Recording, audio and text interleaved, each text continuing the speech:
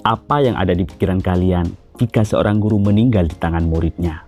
Bagaimana mungkin seorang yang bertugas mendidik justru harus kehilangan nyawanya oleh orang yang seharusnya ia bimbing? Apakah kesabaran dan dedikasi seorang guru bisa runtuh hanya karena satu tindakan keliru dari muridnya? Dan apa yang terjadi pada murid itu? Bagaimana lingkungan, keluarga, dan pengaruh kekuasaan mempengaruhi hidup seorang anak hingga ia melakukan hal yang tak terbayangkan? Kejadian ini bukan hanya soal kekerasan, tapi tentang hubungan antara guru dan murid yang berujung tragis. Bagaimana sebuah kehidupan berubah hanya dalam hitungan detik. Kalian penasaran? Jangan kemana-mana. Yuk kita intip cerita ini.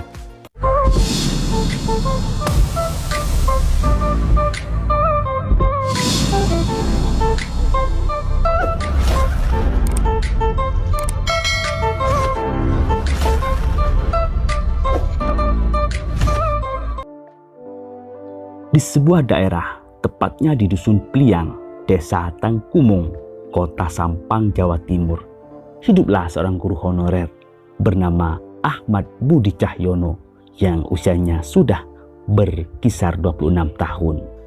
Budi merupakan seorang guru seni rupa di SMAN 1 Torjun, sebuah sekolah yang terletak di kawasan pedesaan. Sebagai seorang pendidik, Budi dikenal sangat berdedikasi dalam mengajar dan membimbing siswanya. Setiap hari, Budi tak hanya mengajarkan teknik menggambar atau teori seni, tetapi juga menanamkan nilai-nilai kedisiplinan, etika, dan tanggung jawab kepada murid-muridnya. Dia selalu mengutamakan perhatian dan kesabaran, memastikan setiap siswanya mendapatkan pemahaman yang mendalam. Bagi murid-muridnya, Budi adalah sosok yang ramah, murah senyum, dan penuh semangat. Karena itulah dia dihormati dan dicintai oleh banyak orang, baik oleh murid-murid maupun oleh rekan-rekannya sesama guru. Budi adalah sosok yang tidak hanya memberikan perhatian penuh kepada murid-murid dan rekan-rekan kerjanya di sekolah, tetapi juga selalu menjaga keseimbangan dalam hidupnya di rumah. Baginya, pengabdian sebagai guru adalah bentuk dedikasi kepada masyarakat, tetapi keluarganya tetap menjadi prioritas utama. Budi baru saja menikah dengan perempuan pilihan hatinya yang bernama Sinta. Pernikahan mereka dipenuhi dengan cinta dan harapan masa depan yang cerah. Kini kebahagiaan mereka semakin lengkap dengan kabar bahwa Sinta tengah mengandung anak pertama mereka. Usia kehamilan Sinta telah memasuki bulan keempat, dan kabar ini menjadi sumber semangat bagi Budi untuk terus bekerja keras dan mencari nafkah demi masa depan keluarganya. Meski begitu, Budi tidak pernah merasa terbebani. Sebaliknya, tanggung jawab yang semakin besar membuatnya lebih termotivasi dalam menjalani pekerjaannya. Setiap hari sepulang dari sekolah, ia selalu meluangkan waktu untuk Sinta, memastikan istrinya dalam kondisi sehat dan nyaman. Budi sering bercanda bahwa kelak anak mereka akan menjadi murid pertamanya dalam menggambar, mewarisi kecintaannya pada seni. Dengan penuh kasih sayang, Budi membagi waktunya antara mengabdi sebagai guru dan menjadi suami yang baik. Baginya, mendidik anak bangsa dan merawat keluarganya adalah dua hal yang sama pentingnya, yang ia jalani dengan penuh keikhlasan dan kebanggaan. Di sekolahnya, meskipun Budi dikenal sebagai guru yang baik dan penuh perhatian, tidak semua murid patuh dan menghargai usahanya. Sebagai guru yang masih muda, Budi harus menghadapi berbagai tantangan dalam mendidik murid-murid yang berasal dari lingkungan berbeda. Kehidupan sosial dan pengaruh teknologi membuat perilaku sebagian siswa lebih sulit diatur dibandingkan zaman dahulu. Beberapa murid kerap menunjukkan sikap acuh tak acuh kepada pelajaran yang diberikan oleh Budi. Ada yang lebih memiliki sibuk dengan ponsel atau ngobrol di kelas. Bahkan ada yang terang-terangan meremehkan instruksi dari guru muda tersebut. Namun, Budi tidak mudah menyerah. Ia sadar bahwa sebagai guru, Tugasnya bukan hanya mentransfer ilmu, tetapi juga mendidik karakter dan menghadapi tantangan zaman. Budi berusaha memahami setiap murid dengan pendekatan yang berbeda. Ia tidak hanya mengandalkan metode pengajaran tradisional, tetapi juga mencoba menerapkan cara-cara baru yang lebih interaktif dan relevan dengan dunia mereka. Misalnya, ia menggunakan media digital untuk memperkenalkan seni rupa dengan cara yang lebih menarik. Meski begitu, Budi terkadang merasa berat hati menghadapi murid-murid yang sulit diatur.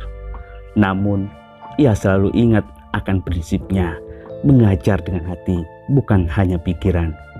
Baginya, setiap anak memiliki potensi yang harus digali, meski terkadang mereka tersembunyi di balik sikap yang kurang baik. Budi percaya bahwa dengan kesabaran dan ketekunan, ia bisa menginspirasi murid-muridnya untuk menghargai pendidikan, bahkan jika itu membutuhkan waktu. Saat tiba jadwal mengajar di kelas 12, Budi harus ekstra sabar. Di kelas tersebut ada seorang siswa bernama Muhammad Halili yang seringkali bersikap acuh dan kurang menghargai guru. Budi tahu bahwa Halili berbeda dari siswa lainnya.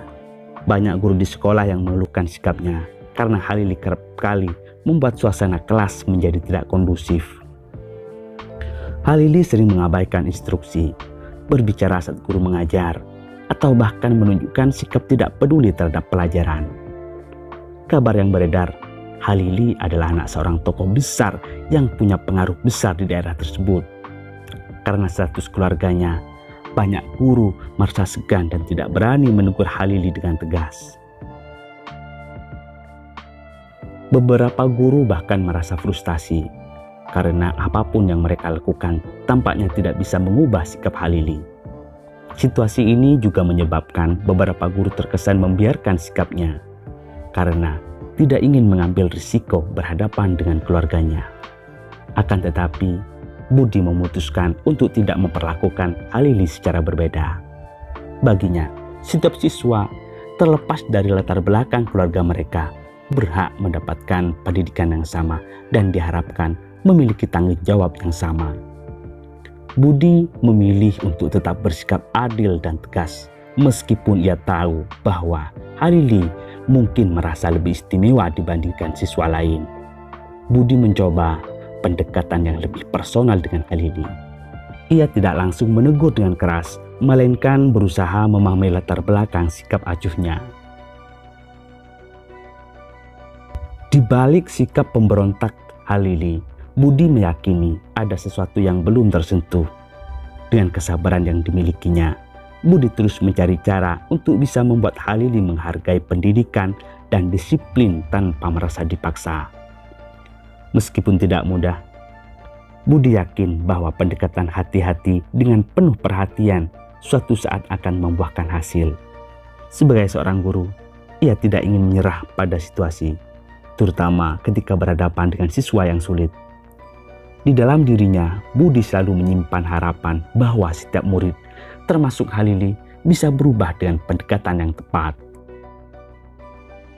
Hingga tiba pada hari Kamis 1 Februari 2018, Budi, seorang guru yang dikenal sabar dan bijaksana, mulai merasakan kesabarannya yang diuji. Selama beberapa bulan mengajar, ia selalu berusaha mengendalikan emosi dan memberikan pendekatan yang baik kepada setiap muridnya. Namun kali ini situasinya berbeda. Saat ia memberikan tugas di kelas dan mengarahkan siswa-siswanya untuk belajar, Halili, salah satu murid yang sering membuat keributan, malah mengganggu teman-temannya. Budi memperhatikan Halili yang terus berbicara dengan keras dan membuat suasana kelas menjadi tidak kondusif. Dengan suara tenang, Budi memberikan teguran, berharap Halili akan berhenti dan memperbaiki sikapnya. Namun teguran itu sama sekali tidak dihiraukan. Halili tetap melanjutkan perilakunya, bahkan semakin berani membuat keributan. Ketika suasana kelas semakin tidak terkendali, Budi merasa sudah waktunya bertindak lebih tegas, dengan maksud memberikan pelajaran agar Halili memahami konsekuensi dari perbuatannya. Budi mendekatinya dan dengan cepat menggoreskan cat di pipi Halili. Goresan itu bukanlah tindakan kekerasan, melainkan simbolis sebuah teguran keras yang diharapkan dapat membuat Halili sadar bahkan tindakannya tidak bisa terus dibiarkan. Budi berharap sikapnya itu akan menjadi pengingat bagi Halili untuk lebih menghormati guru dan teman-temannya. Akan tetapi, reaksi Halili jauh dari yang diharapkan. Bukannya merenung atau meminta maaf, Halili justru melawan dengan ucapan yang tidak sopan. Ucapan tersebut bukan hanya kasar, tetapi juga sangat tidak pantas diucapkan oleh seorang siswa kepada gurunya. Budi pun terkejut mendengar kata-kata tersebut. Namun, ia tetap berusaha menahan emosinya.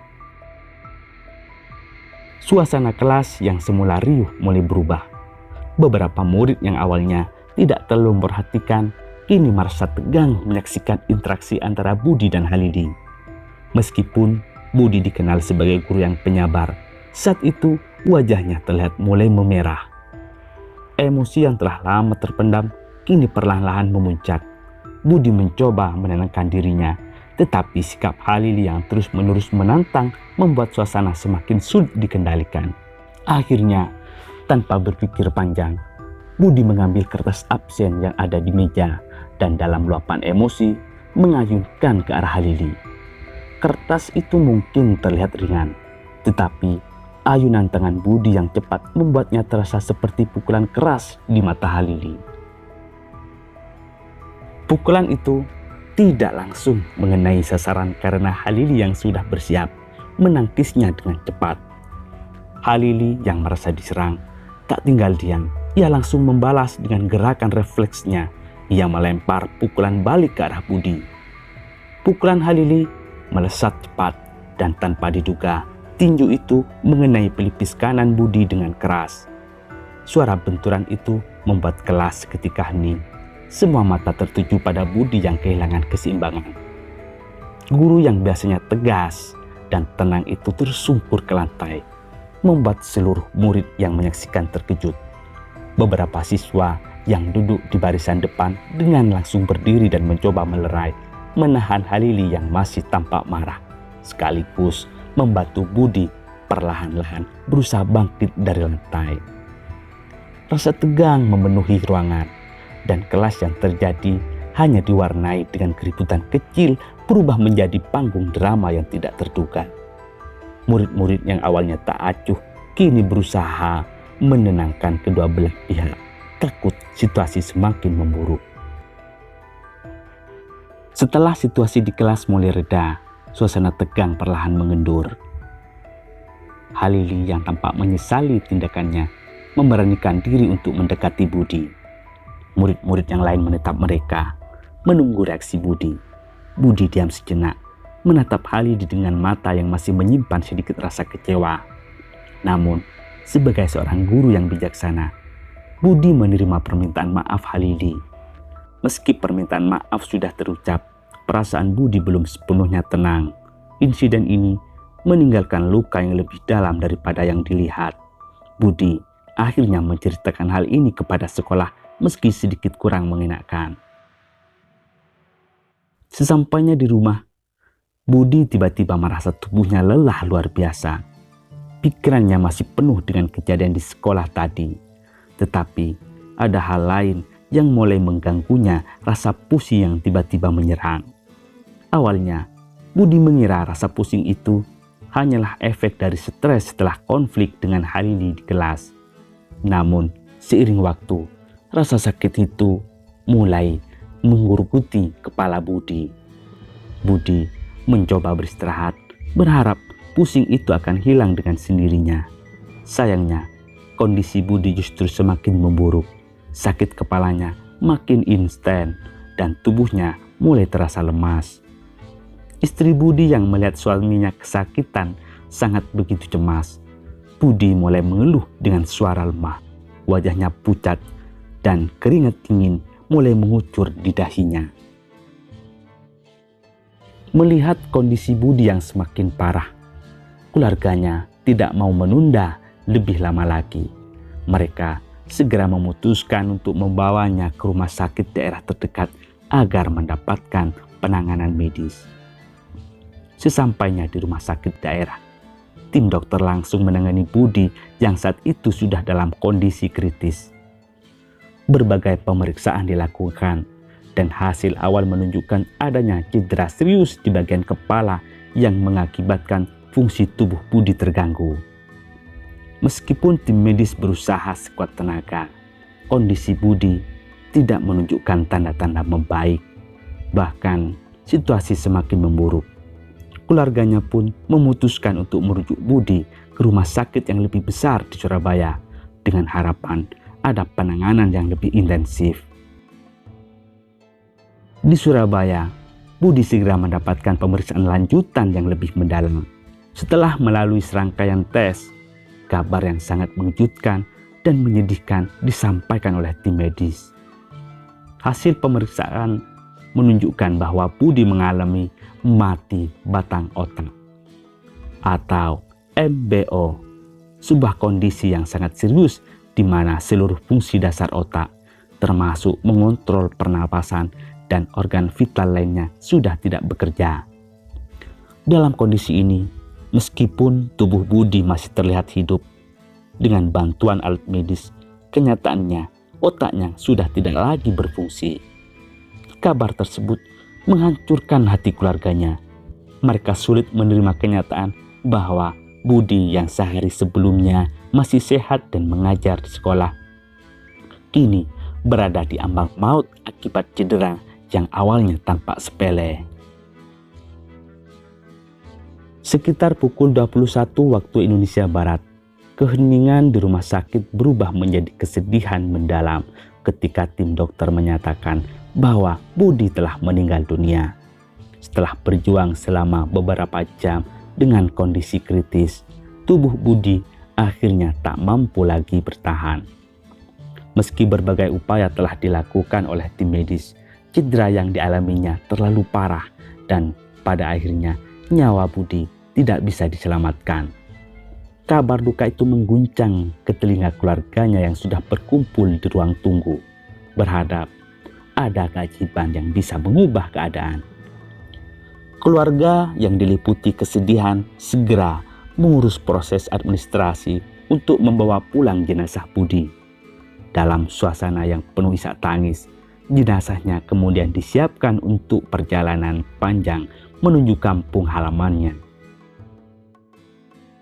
Proses kepulangan itu berlangsung dalam suasana yang penuh dengan keheningan dan duka. Keluarga dan kerabat yang mendampingi jenazah hanya bisa tertunduk, tak kuasa menghadapi kenyataan pahit ini. Ambulan yang membawa jenazah Budi perlahan melaju dari rumah sakit, membawa sosok seorang guru yang dikenal baik dan penuh dedikasi. Sepanjang perjalanan menuju Sampang, rasa duka mendalam mengiringi setiap kilometer yang ditempuh. Bagi keluarganya, kepergian Budi adalah kehilangan yang tak tergantikan. Dia bukan hanya seorang kepala keluarga, tetapi juga sosok yang menjadi tumpuan bagi banyak orang di sekitarnya. Kabar meninggalnya Budi dengan cepat menyebar ke seluruh komunitas di Sampang, termasuk di sekolah tempat ia mengajar. Murid-murid dan rekan-rekan gurunya merasa terpukul mendengar berita tersebut. Mereka tak menyangka bahwa insiden di kelas yang awalnya terlihat biasa bisa berujung pada tragedi yang begitu besar. Budi adalah sosok guru yang sangat dihormati dan kepergiannya meninggalkan luka yang dalam, bukan hanya bagi keluarganya, tetapi juga bagi seluruh lingkungan sekolah dan masyarakat yang mengenalnya. Setiba di kediamannya, suasana kampung berubah menjadi sendu. Keluarga besar, kerabat, dan tetangga sudah menunggu di rumah duka. Tangis pilu menyambut kedatangan jenazah Budi, menandai akhir dari perjalanan seorang guru yang berdedikasi pada murid-muridnya. Malam itu, di kampung halamannya, diselumuti keheningan penuh duka ketika keluarga dan warga setempat mulai mempersiapkan prosesi pemakaman untuk Budi. Akibat peristiwa tersebut, Halili berurusan dengan penegak hukum setelah sebuah insiden yang melibatkan kekerasan terhadap guru berakhir tragis. Setelah menjalani berbagai proses hukuman, ia dinyatakan bersalah dan tersandung kasus pembunuhan. Ia didakwa dengan pasal 338 Kitab Undang-Undang Hukum Pidana tentang pembunuhan. Persidangan yang berlangsung penuh ketegangan akhirnya memutuskan bahwa Halili bertanggung jawab atas kejadian tersebut. Meski statusnya sebagai anak seorang tokoh berpengaruh sempat membuat kasus ini ramai diperbincangkan, keadilan tetap ditegakkan. Halili divonis 6 tahun penjara atas perbuatannya. Vonis ini tidak hanya mengejutkan masyarakat, tetapi juga menggemparkan pihak sekolah.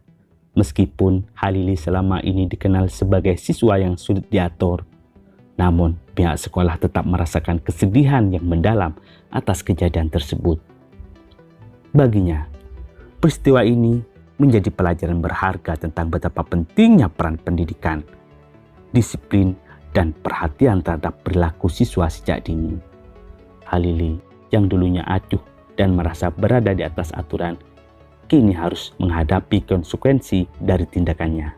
Sementara itu, guru-guru lain pasca meninggalnya Budi, mereka mulai merenungi bagaimana peran sekolah dan lingkungan dalam membentuk karakter siswa bisa menjadi kunci dalam mencegah peristiwa tragis seperti ini agar tidak terjadi di masa depan. Demikianlah cerita ini. Semoga bermanfaat dan bisa memetik hikmah di balik kejadian ini.